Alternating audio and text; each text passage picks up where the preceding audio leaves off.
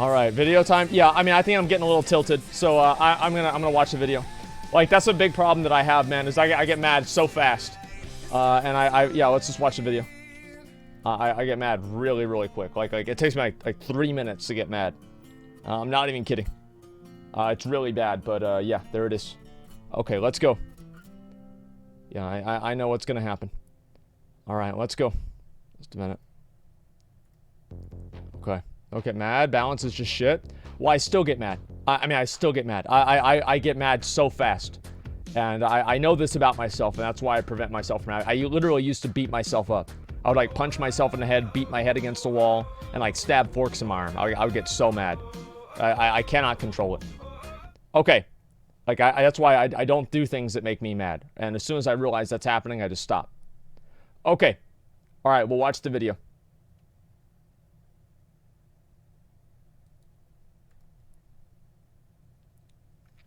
WoW Overhaul. Let's go. Blizzard seem to have confirmed a leveling Squish, leading to speculation that it will come along with something altogether rather larger indeed. So, today, there is a lot to talk about. Okay. That's hey everyone, good. Welcome back to the news. And damn, this week has been really topical, with Blizzard issuing a survey that seemingly, well, teases an utterly massive change to the game, so that's pretty wild. Well, it doesn't tease it, it assumes it. Might be looking pretty darn likely, and we have a few other things to break down, including just where patch 8.2 could actually be. First, though, a big shout out to our Patreon supporters. Yeah, we've just got our next lore video posted over there, in fact. And yeah, of course, for the physical tier this month, we're shifting over to Pokemon cards. Oh boy! Final sticker, $25 with shipping I hope I get Pikachu. And with YouTube maybe having other demonetization wave and all that stuff, yeah, it's really another really demonetization wave. That's great. Pretty soon, the only thing you're going to be able to watch on YouTube is cat videos. But then PETA will get upset and say that cat videos are unfairly monopolizing a cat's time. And since a cat can't consent to be on camera, that you're not able to do cat videos anymore. And of course the advertisers, because they're so fucking stupid, are going to agree with that, and they'll take their ads off YouTube. So it's just what's going to happen. I mean, the thing is that, like, whenever you think of the dumbest thing possible, and that's probably what's going to happen. Thank you to them, and let's get into this Blizzard survey. So, this rather wild Blizzard survey, it appears to have been rather limited because not all questions made it onto the internet, but those that have actually been very impactful indeed, as we both see Blizzard confirm a leveling Squish and also talk about the pricing of the level 120 boost. So here's how the question read. Are you aware that the maximum level of 120 will be reduced in the future, i.e. level Squish? Good. Good. No. Good. Nobody announced that. This is a complete surprise. Yeah, in fact, it seems like departments within Blizzard just haven't been talking to each other because, to be very clear, this has been announced nowhere by Blizzard officially. They have at no point said that it will be implemented, bar this survey. This is the pay attention to the survey question? No, it's not. Because I know what you're saying, right, is that you have certain questions on surveys that it's like, did you know that dragons are actually gorillas and King Kong happened last year?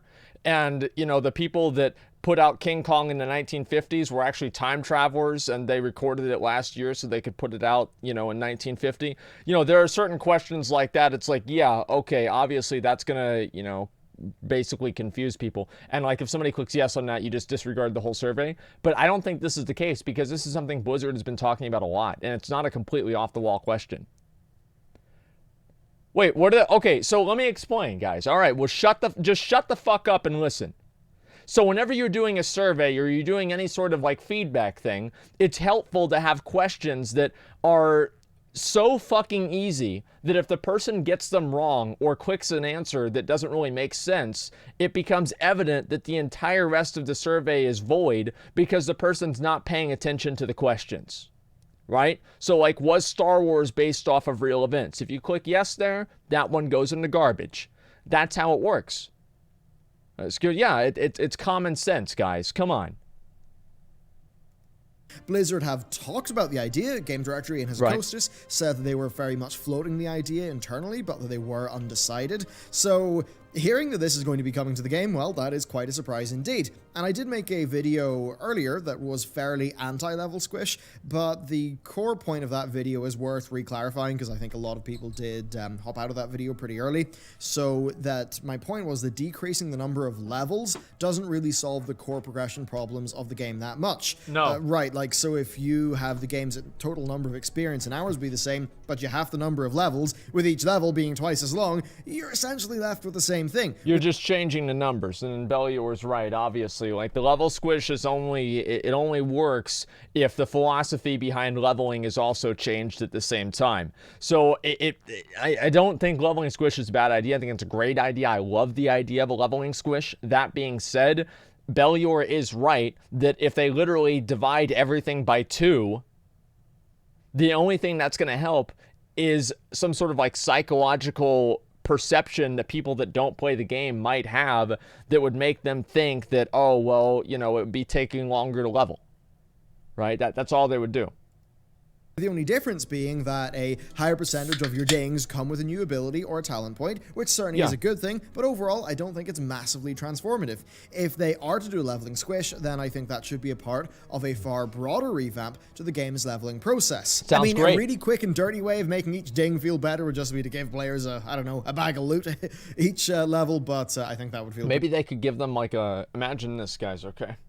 So let's say you had your character's abilities that you unlocked throughout your different, you know, progression of leveling your character up, and there were different, I don't know what you call them, like flow charts, I guess, like flow charts that you could go down, and you could click different abilities, and then that would allow you to basically create your character's stats and abilities as you level up, and that way it would feel like maybe not only would you be getting, you know, your level up and the extra strength and agility and being able to do higher level quests, but you'd also be able to put your points in this, talent flow chart or something like that, and you'd be able to level up and get those points maybe every level or every other level. That would be fucking amazing. I don't know why they haven't done that before. It's a great idea. Pretty cheap. Now, in my previous video, I did float some ideas for talent revamps, including one that would work alongside the game's current style of talents. Yeah, bring out the old one again. One that was a separate Simple. class-based progression system that would be far less about throughput and far more about like ability, you know, utility and interesting things. Something similar to the mastery system of Guild Wars 2. Indeed, something that Blizzard could easily expand into endgame and then also use to reinforce class fantasy. It's pretty simple though. If Eastern Kingdoms and Kalimdor are just level 1 to 30, Outland and Northrend are maybe 30 to 35, Kata and Mop are 35 to 40, WODs maybe 40 to 50, Legions 50 to 60, and BFA 60 to 70. Well, makes sense. I mean, I just don't think it would change that much, right? The next expansion will just boop you up to level 80 anyway, and you still have the cut down number of talents. I think what matters more here is the design changes that could come with the level Squish. So I think that they've already laid good foundations. I think the 7.3.5 combat rebalance and scaling really was a good move overall, but I think they do need to work out how to capitalize on that better gameplay. But let's put on the tinfoil hat for a second. The soonest this change could happen is the next expansion. Well, if in that next expansion, like the thing that kicks us off is us unleashing the Black Empire, as seems to be N'Zoth's plan, well, what if that would result in another reshuffle of the world? Almost like a small version of the Cataclysm revamp. Or something even like the Cataclysm revamp. I mean, being real, the World of Warcraft team, the development team, is far, far, far larger than it was during Cataclysm development. And when you look at Nazjatar, you do see a lot of asset reuse from Azuna and things like that, so perhaps they have a lot of their art resources shifted over to something big for the next expansion. Yeah, perhaps we'll see about that. Greatly redefine how leveling works in World of Warcraft. Sometimes I think that if an expansion doesn't go well in the first half, Blizzard's like, hey, look, everybody's just start working on the second one, okay? We'll just call this one a wash. I think that's what happened in WoD, is the first half of it didn't really go too well, and they're like, hey, you know what? Let's just put everybody on Legion and say fuck it. I genuinely think that's what happened. It's like, you know that picture with like the all the different WoW expansions and with the Eki Homo one thing, and then it showed the WoD one, and it was just a fucking Microsoft Paint drawing of an orc, and it said might finish later if we have the resources.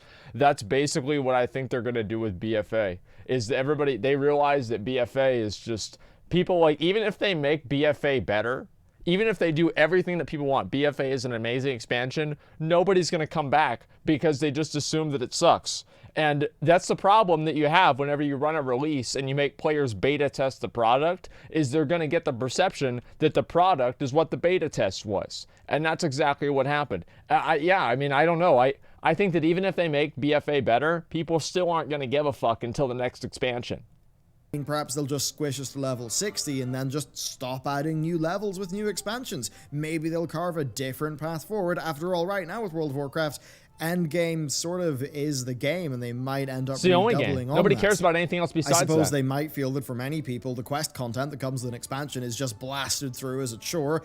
What if there was more stuff framed like Suramar being an opt-in endgame narrative activity? Well, you know, maybe bar having to do Suramar to unlock the dungeons, but you get my point. So essentially a new expansion giving you zones to explore with their own rewards and stories, and maybe giving you some sort of infinitely filling XP bar that maybe gives you mastery points like the Guild Wars system.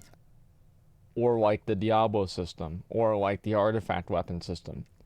Like, WoW doesn't need infinitely filling systems that allow you to play the game constantly for incremental power gains that are next to invisible. Like, let's just stop. Like, one of the good things about WoW is if you did the raids and you did these things, you were basically done for the week. Like, I don't like the idea that there should be infinite content and infinite character progression. I like the idea that there is a point where you fucking get all of the gear and you have that gear and you get to enjoy that. You get to sit in the city and people get to click on you. They're standing next to you. You give them the rhetorical click. That's whenever you click on them, but you already knew that they were inspecting you. Just let people get the gear. That's all there is to it. Let them get the gear. I mean, it's kind of hard to know what would work best overall. That type of design is extremely hard for them to do based on the amount of external class mechanics that the game has. A new set of 10 levels for Blizzard essentially means that, you know, you lose your artifacts and then you've got a power reset for the next expansion. And that's kind of core to how they do expansion to expansion transitions. As controversial as the loss of the artifacts, the gameplay impacts of that ended up being, I'm not sure if Blizzard would feel comfortable going fully into the other direction. I mean, Guild Wars 2 is by no means a perfect game, and as much as I do sit here and say that it sometimes has good ideas, I don't play it, and that probably does tell you something. So, what I'd like to know is, what do you think a leveling revamp in World of Warcraft should do? What should it look like? And more importantly, what changes would you like to see go along with it? What do you think would result in a better leveling system that would just, you know, be better for the game, better for the... Just add in a talent tree, make you have to go to trainers again.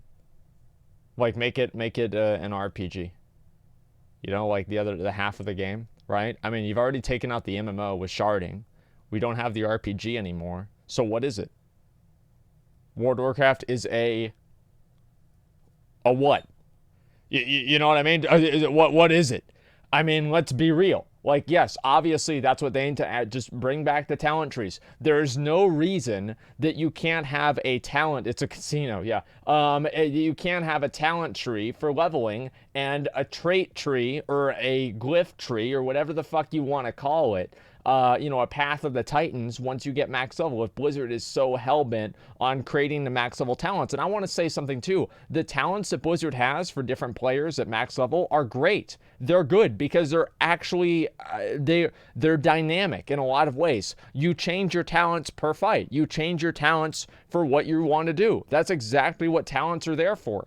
And the fact is that if you look at the previous expansions, right, like Vanilla, Burning Crusade, Wrath, Cataclysm, everybody basically had the same exact talent tree. There was never any sort of a big change that you would make. The talent trees that they have now are very good. The only problem is that you only get them every 15 levels, and even then, it doesn't really make a big difference. Like, it only matters in max level in-game content. Wait, true? Wait, they're exactly the same? They're not exactly the same. No one cares about changing every fight? Yes, they do. People do care about changing every fight.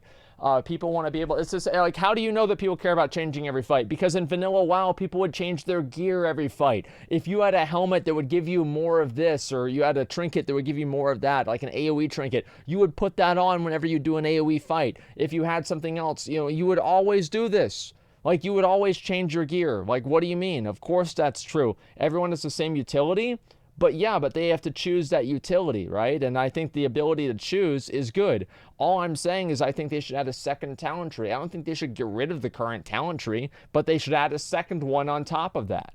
That's my opinion. That's how you change gear. Yeah, if you want all that, play Classic. No, it's not that simple. Like, I mean, you can just say that about anything. I mean, like Blizzard, just because Classic had good ideas doesn't mean Blizzard can't revisit them in BFA. You know what I'm saying?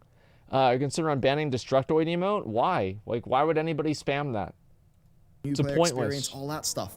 Now, the surveys also did mention some other things. There were questions regarding people's preferences of classic beta versus live, in terms of their viewing habits, what content they wanted to watch, such as, you know, streamers playing classic or live, arena, MDI, live raids, things like that, as well as a question covering which streamers people actually liked. Blizzard, of course, for a long time have been very stream-focused. Well, I'm not even on the fucking list.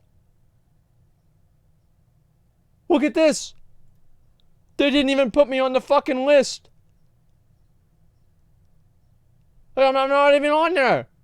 There's Tally, Dakota's, Tips Out, Quinn, Nick, Sequisha. I'm not even on the fucking list.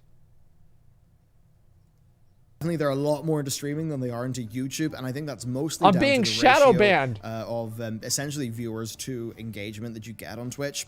One question that did catch my interest a lot, though, was the level boost. So they asked feedback on whether a $40 boost that saved 120 hours would be worth it. That's interesting, as it would be $20 cheaper than the current boost price, and that's very much something that reinforces how Blizzard see the boost, as being time per dollar. And I think that is how players see the boost as well. Reducing the price... You know what I see the boost as? Something that ruins the game. I see it as something that ruins the game. Because you know why I think that? It's because it is. It is something that ruins the game. It just completely ruins the game. Imagine you go in, like, all right, if you've never played a priest before, and you get sat down in front of a priest, and they say, okay, here you go.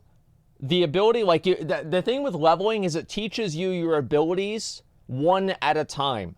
If you get the boost, you have to learn all of that shit all at the same time. There's too much stuff for you to learn at the same time. It's overwhelming for players, and they don't fucking get it. Like, a new player isn't going to understand that. I mean, yeah, obviously, oh yeah, I would.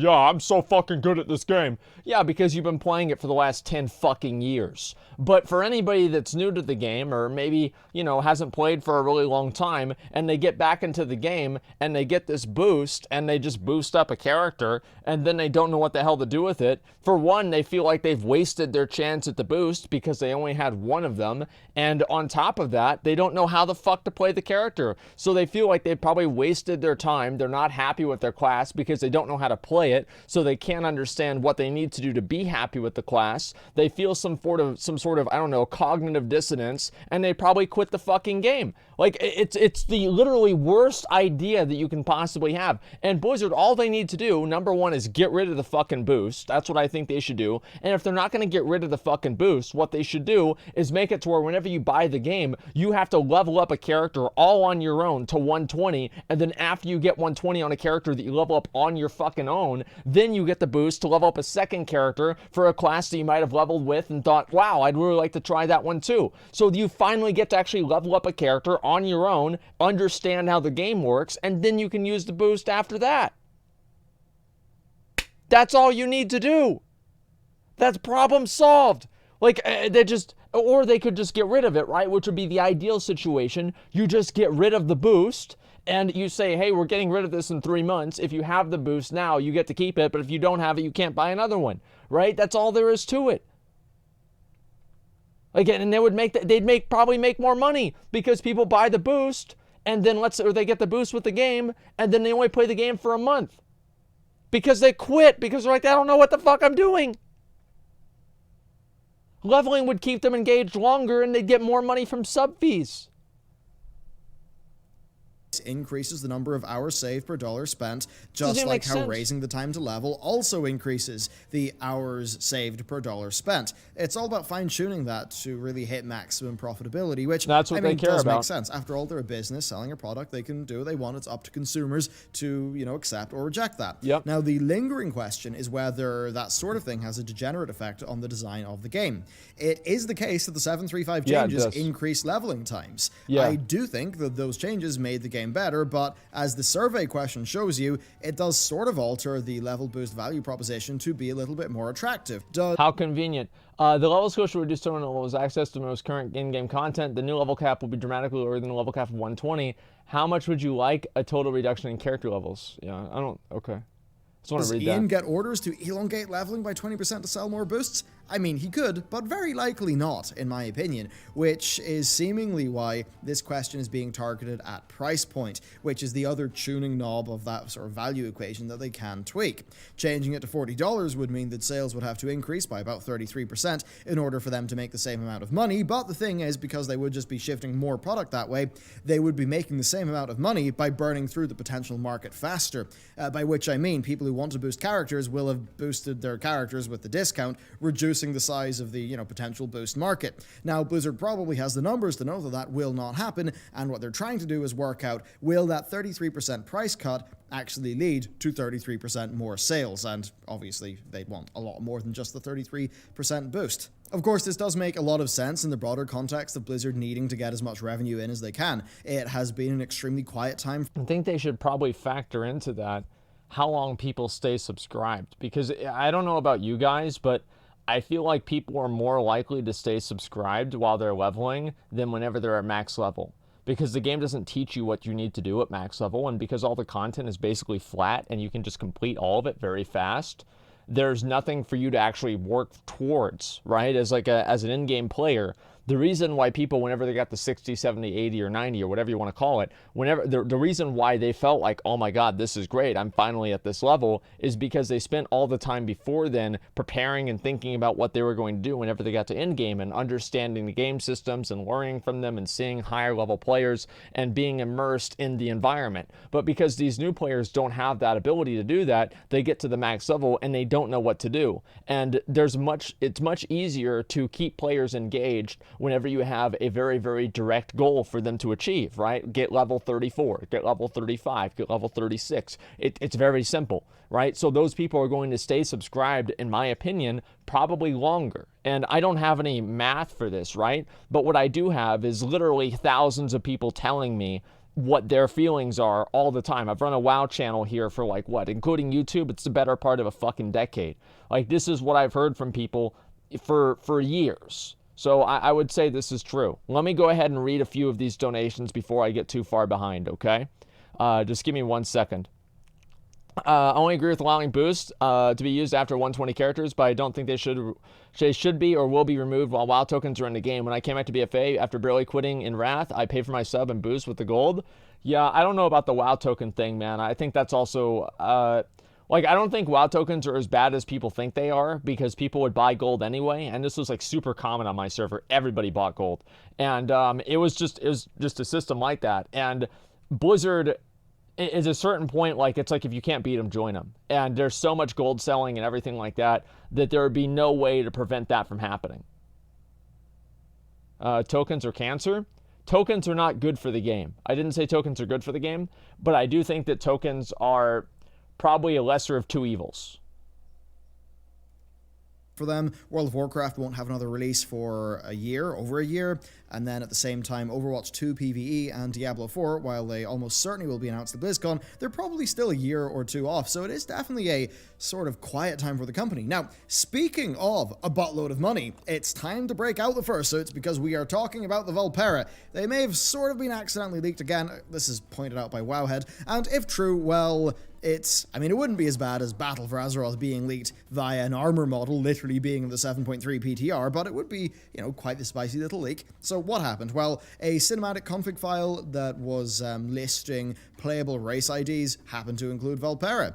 And yes, it was there, it was in the file, and it was down as an allied race, but it is worth taking this in context. It's just a variable in a file, right?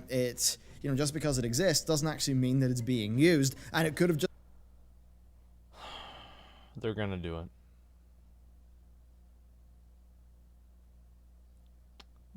They're gonna do it. Like, let's be real, they're gonna fucking do it. I mean, this is... I can't believe it, man. This is Blizzard's... Listen, Blizzard has had a hidden furry agenda in WoW for a long time. This is exactly what we've been waiting to see. I can't fucking believe it, man. I don't know, like, why. Like, imagine this. Imagine being at a meeting at Blizzard and someone suggesting that you add furries, like these little fucking sex foxes, instead of ogres into the game. Why would you not have a fucking ogre? Like, they're amazing. And this is basically what it is. They're literally, it's like they're doing one, not that has been an internal joke or a mistake. It is a joke. By no means is a hard confirmation that Vulpera are coming to the game, though it kind of does suggest it, because it does also come after a Vulpera Brewfest icon was found, so it's hardly in isolation as a data point for us to look at. As for why I mentioned money, well, I mean, that was just me being a bit pithy, but Blizzard obviously do make a lot of money from race transfers, which gives them a very strong incentive to keep on adding allied races to the game. Indeed, Blizzard's additional game transactions really seem to have picked up the slack as of late, with World of Warcraft being one of Activision Blizzard's best performers. I mean, Blizz PR, they actually did tell me once that they wished that I referred to the game's health as not just being measured in subscribers, obviously meaning that it's measured in revenue, which is why the... Well, yeah. Well, doesn't that kind of explain it? Yeah. It's not about the game's health. This has nothing to do with the amount of revenue that the game's making. Doesn't make the game healthy. It makes it profitable. Being healthy and profitable are two separate things. Of course, yeah, you would want... Well, wow. Wouldn't you want the person that's putting out news to about your game to refer to it in a more positive light by reframing different adjectives of describing the game as something that they're not? Yeah, of course you would want that. But, you know, some of us still live in reality here, and we know that there's a big difference between profitability and health. Other optional MTX is a lot more important to them. And I kind of told them, like, oh yeah, I mean, we all know that, but it doesn't exactly look good for you, does it? So that was a bit funny, but true. I think it is the case. A race transfer, $25. That's 2.5 months of subscription, and it's also the type of thing that is targeting the same type of audience who are already highly engaged in the optional purchases through things like the store mounts. So it very much is a highly effective way to more deeply monetize the cosmetics-driven audience of World of Warcraft. After all, yeah, you could appeal to the mechanically focused gamers who are going to criticize you till the cows come home, or you could just double down on catering to the people who have proven to have a very high conversion rate in the past. I think that's what they're doing. Like, this is... Listen.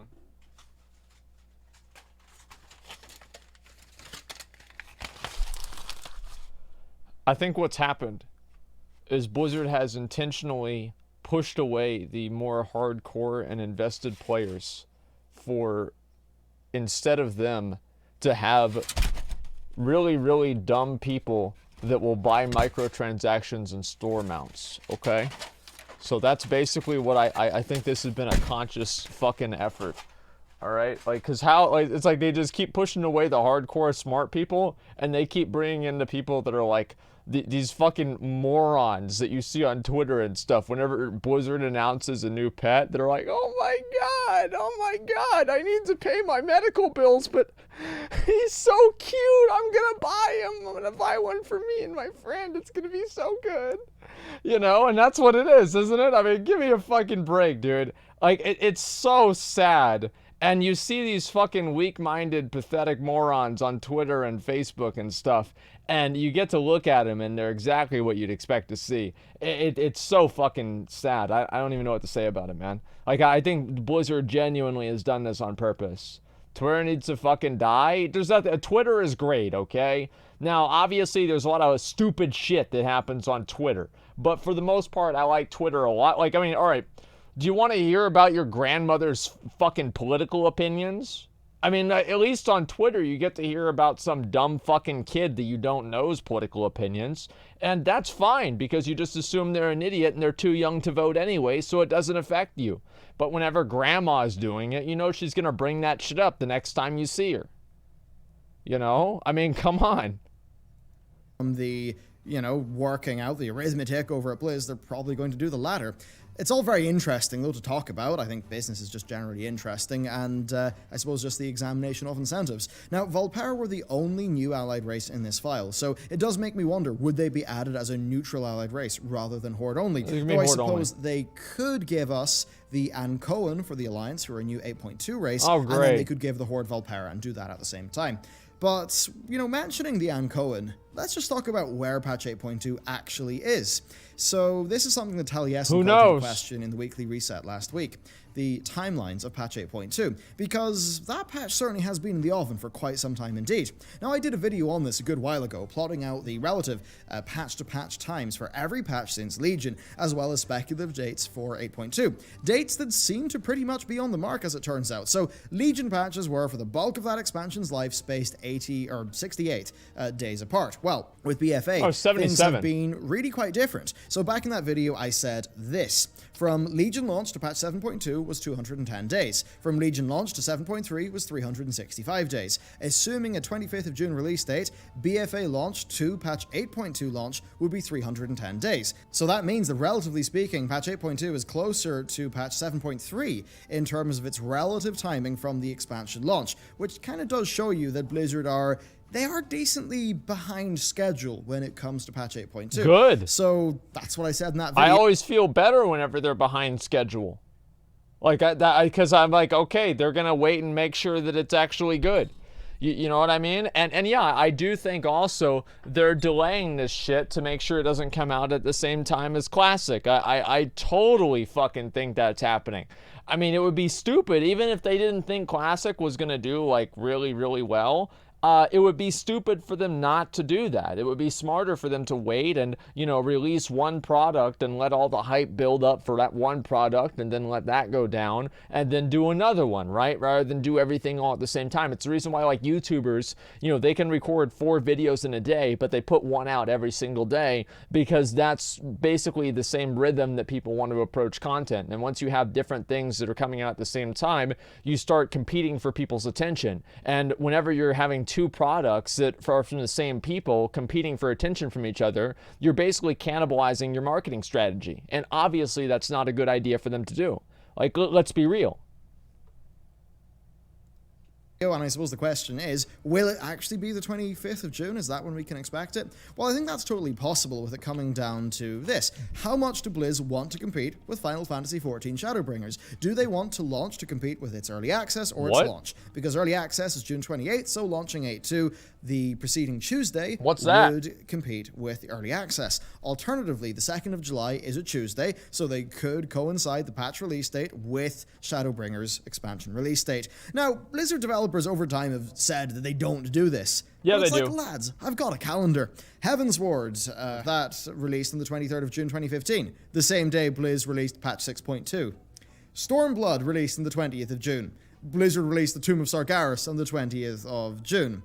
And then in the past, they matched the release date of WildStar and Guild Wars 2 with major in-game events. So regardless of what Blizzard say, it is actually what they do. So expect to see 8.2 launch, I'd say, on the 2nd of July or the 25th of June. Then, and I guess slightly getting onto what Talia was talking about, with Classic doing so well on Twitch and a lot of engagement there for World of Warcraft, I wouldn't be surprised if they don't feel the pressure to rush it out. After all, their internal QA department, from what I heard, was really slain by the layoff wave earlier on this year. We can tell. Back up to speed yet. Regardless, it clearly has not been good for the health of BFA, for the live game. I mean, from my own personal experience, knowing that 8.2 is coming, well, and I just knew that, like, from the PTR, that 8.2 is way better than 8.1 and what came before. It's funny that they do this all the time because they made this mistake at the end of Vanilla, is they brought out Nax and then nobody did Nax because it took so much time to do. They'd just rather wait for BC because BC was effectively a gear reset.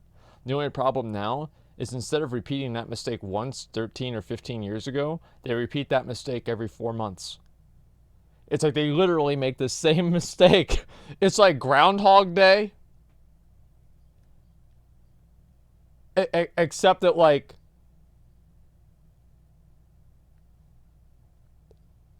except you do something stupid every day. Yeah, just imagine that. You wake up in the morning, you do the same dumb fucking shit. Like, imagine, like, it's like Groundhog Day, and Bill Murray spills his coffee on his shoes every single time. And he knows he's gonna do it, and he does it anyway. Oh, shit. Goes to bed. Oh, shit, I did it again. Oh, shit. Spills it every single time. Or he steps in the puddle. Yeah, I think that's what it was. Yeah, exactly, dude. It's just, it's crazy.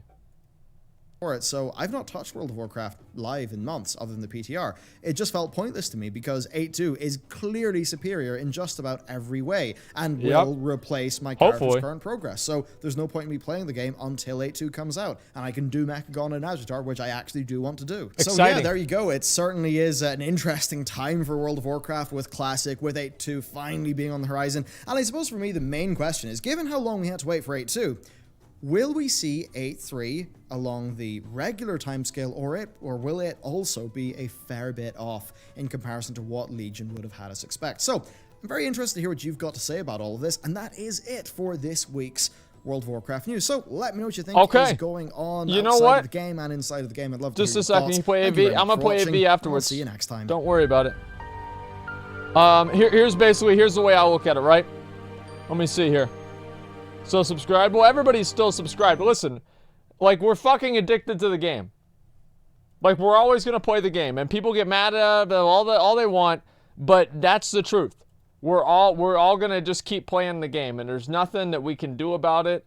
It is what it is. And yeah, I mean, that's the fucking truth, boys. I'm sorry to say. Like the video? Yeah, we'll look at the comments just real quick before we do AV in a minute, okay? I'm not sub till Classic. Yeah, here before Withered Gem reacts to this on his stream. Okay. Bald Withered Gem. A withered gem with red hair. That's a red one. He's not going to be impressed seeing that. Free content. Who's that? Asmongold. He lives in a cave in the Forgotten Islands of the Broken Isles, and he has a very successful stream on Twitch. There are those who call him Asmongold. Okay, that's great. So all of the comments, like, this one has 300 likes. All of the on-topic comments have less than 50. This is insane. Like, I don't even know what to say about it. Okay, let's see. Squishing levels out matching things. Honestly expected Cataclysm 2.0 for a year now. I hope they don't do that. Leveling squishing is bound to happen. It'll be interesting how they do it. That's true. It's your boy Asmongold. Okay, that's fucking amazing. I'm so happy about that. We really need the old talent system. Decrease effort put into the stream. Yes, you're right. Because it's very, very hard for me to do Alterac Valley. Like, that's very, very hard. Like, it's actually so much easier for me to just watch a video because I have to move my hands around an Alterac Valley. Yes, it's truly difficult for me to do that. Like, that's maximum effort. Like, whenever I'm in Alterac Valley, I'm putting in 100% effort to stream, man. I'm going hard. Okay, tell us, Asmongold, what do you think you talked about in the video? Like, here's the way that I... Tell us, Asmongold, what do you think you... Okay, dude. Okay, I see. Shave your head. No, I know. It's true though, you're just small. Yeah, I have to actually talk when reacting. Well, yeah, half of the reacting videos are me talking about the video. Like, I mean, it's not even like the video even playing. It's just like me talking about a tangent or some sort of stupid joke that I thought of. You know, it's not even the video itself. Here's the thing. I used to think Blizzard had a plan and we were confident in what they were doing. Yeah, I think they do have a plan now too. It's just that plan is to make as much money as possible. That is basically the plan.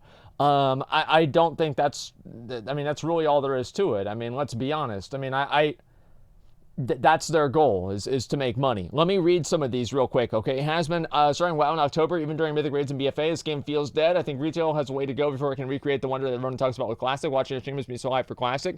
B. Holtzman, thank you very much for the $5. I appreciate that, man. Pogish Champions with the $10. Thank you very much. Being able to constantly switch talents, I believe, is something that made WoW less exciting over time. It's a major contributor to losing your class and spec identity and immersion. Games like PoE and Classic make it hard to respec for a reason. It does, and I think there's obviously a trade-off. There are certain positives $10 for each one, and I think that there should be a little bit of both in WoW. And I think obviously they tried to emulate that with the Azurite traits, but it was a big mistake.